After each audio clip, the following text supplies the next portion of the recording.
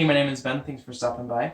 So I want to talk about vinyl plank for a minute here because I'm almost to the end of my project. I have this last little section right here, and so if I'm going to do it, I should talk about it now. Anyway, just wanted to kind of go through a few of the essentials for laying this stuff. Initially, the first thing you're going to want to do is make sure you have a subfloor, which is the surface underneath your final flooring, that is adequate for supporting your vinyl. Now you don't need underlayment, as you can see there's no underlayment that we're putting underneath this, but what you do need to do is make sure that it's nice and flat. What I did, this is tongue and groove plywood. I took the belt sander and I sanded, looking for any high spots that might need to be taken off, and then also filled in any holes, so you can see here, the screw holes that were pre-sunk into the floor. I filled those with rock hard putty. Let me show you the product I used.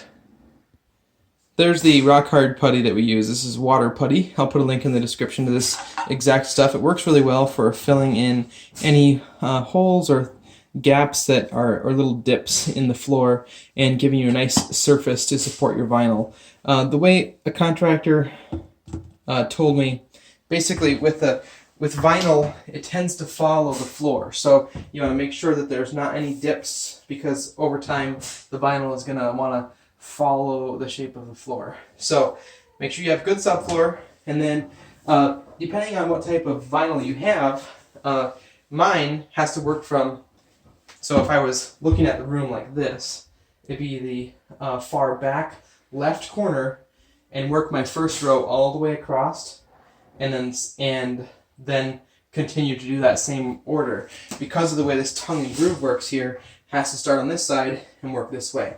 So we'll go ahead and snap this next piece in place here. You have to just basically lift it. I'll give you a close-up here for a second. This is the tongue sticking out here on this side, and this side has kind of the opposite. So you lift it and snap it in place and then drop it down like that.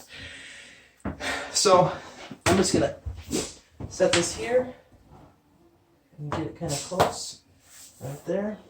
And now I just kind of rock this.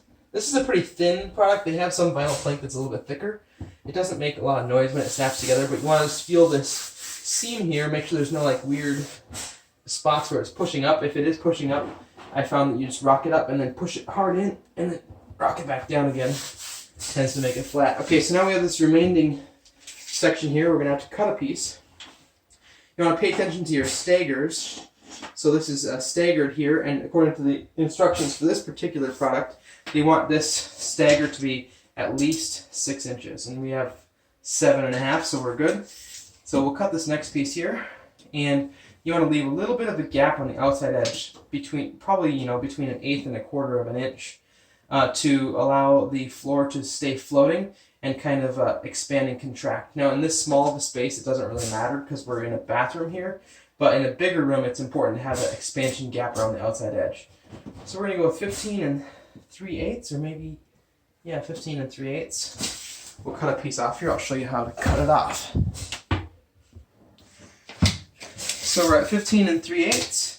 What we can do is take our framing square here, mark it out at 15 3/8, and then just take a really sharp utility knife, like this one here, and you're going to score it and snap it. The first time I kind of just push a little bit lighter because I found that it's easier to stay where the square is. About 3 times usually does it for this particular product. You can cut this stuff with a saw, you can cut it with all sorts of different things. It's pretty nice, but this is the easiest way to do it. So now we've got our score right there. Now as we bend it, it's just going to snap right off. And then bend it the opposite direction. There we go. Now we have our piece that we're going to lock in here. Can you see that? Yeah, it looks like you can. Now, it's pretty difficult to get this in here if this piece is locked in. So what I like to do is actually take that piece back loose and then snap these 2 pieces together here first, end to end. And then bring it back and lock the whole section in all at once. Just like that. Like I said, just kind of rock it. And there we go. All right, that's in there. Now, the piece that you had left over that we just cut off, we can use that to start our next row. So our next row, oh, sorry about that. Okay, our next row can be right here, and we'll just make sure that that's close to the bottom of the toe kick there, which it is. Looks good. I'll just snap this in temporarily here while I get my measurement. And you can see that our stagger here, again, is going to be similar to this one. I think it's about 7.5 or whatever. So we're good. We don't need to cut any more off to make sure that our offset is correct. So we will continue this. I'll show you one other way to cut it here. So here we're at about 23 inches. Because I want to give myself about an 1/8 inch. So 23 inches. So get the piece here and get it ready. So we'll get this marked out at 23 inches. Now this time I'm actually gonna mark it with my Sharpie. And then we'll use a different tool to cut it. Just gonna lightly mark this. There you go. Now we're going to use a tin snip this time to cut this out. This works pretty slick. And this is what I use for when I have to do cuts that are not just a straight line where I score it and snap it. But since we don't have many of those left, we'll just do it this way. So I'll leave a link in the description to a decent tin snip and any other tools that could be helpful for this job. Alright, and there's our next starter piece. Now the other thing that you want to watch out for is patterns. These all have patterns to them, and depending on the brand or whatever of the vinyl plank that you use, how often the pattern repeats itself will be varied. And so you want to make sure that you're not putting this piece right here. This is the one that always drives me nuts. This spot, which actually looks quite nice, but if you have two of these right next to each other, you can tell that it's a repeat of the same piece and it looks terrible. So you definitely want to make sure that you pay attention to not have repeats in your pattern. So we can get this one lined up here and snap it in again, but I won't bore you with that too much. So I would definitely recommend pulling the toilet and putting flooring all the way to the flange of your toilet. I'll put a link in the description for a video of how to pull your toilet if you need to. But it's definitely worth it to do that because your installation will be much cleaner if the flooring can go right underneath the toilet. And then for this last edge, like right here, this is a bad example, kind of. Let's say if it was up against that wall.